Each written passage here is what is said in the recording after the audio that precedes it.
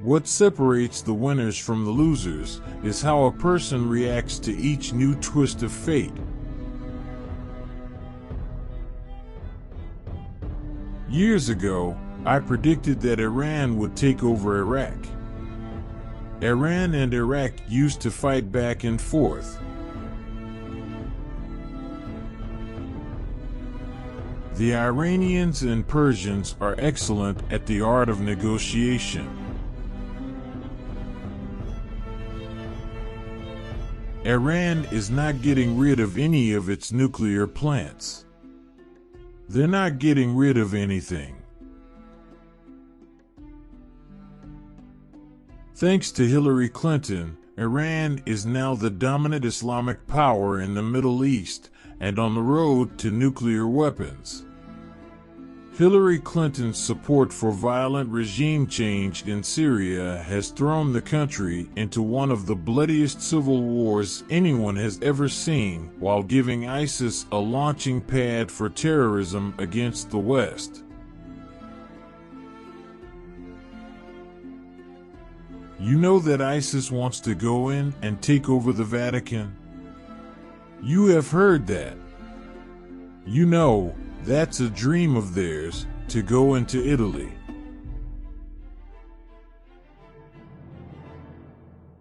In 2009, pre-Hillary, ISIS was not even on the map. Libya was stable. Egypt was peaceful. Iraq was seeing a really big reduction in violence. Iran was being choked by sanctions. Syria was somewhat under control. I've always said, if you need Viagra, you're probably with the wrong girl. I have made the tough decisions, always with an eye toward the bottom line. Perhaps it's time America was run like a business.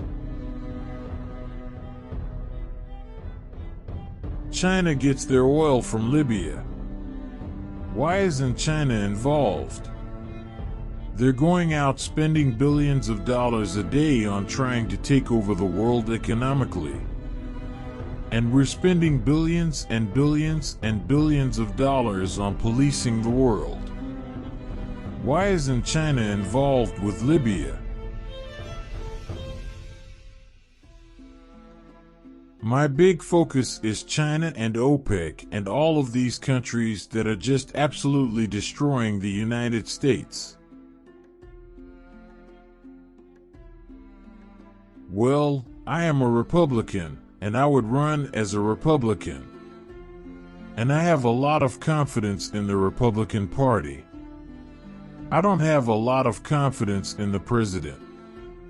I think what's happening to this country is unbelievably bad. We're no longer a respected country.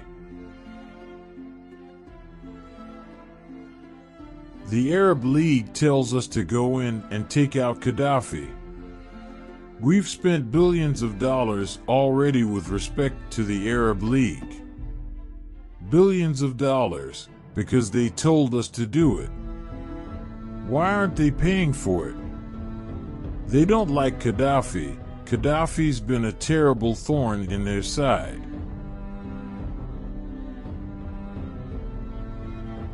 In July of 2004, I came out strongly against the war with Iraq because it was going to destabilize the Middle East. Saudi Arabia makes $1 billion a day, okay? They make $1 billion a day. Politicians can't manage. All they can do is talk. Our politicians are stupid. And the Mexican government is much smarter, much sharper, much more cunning. And they send the bad ones over because they don't want to pay for them. They don't want to take care of them. Why should they when the stupid leaders of the United States will do it for them? Many agree that the worst thing that could ever happen is if Russia and China get closer. We need intelligence in this country. We need a certain toughness in this country, or we're going to end up like a lot of the other places, and we're not going to have a country left.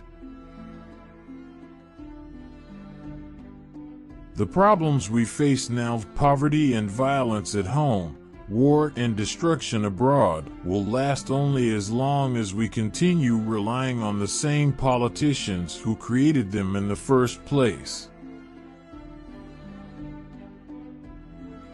The U.S. has become a dumping ground for everybody else's problems. No president has done more for Israel than I have.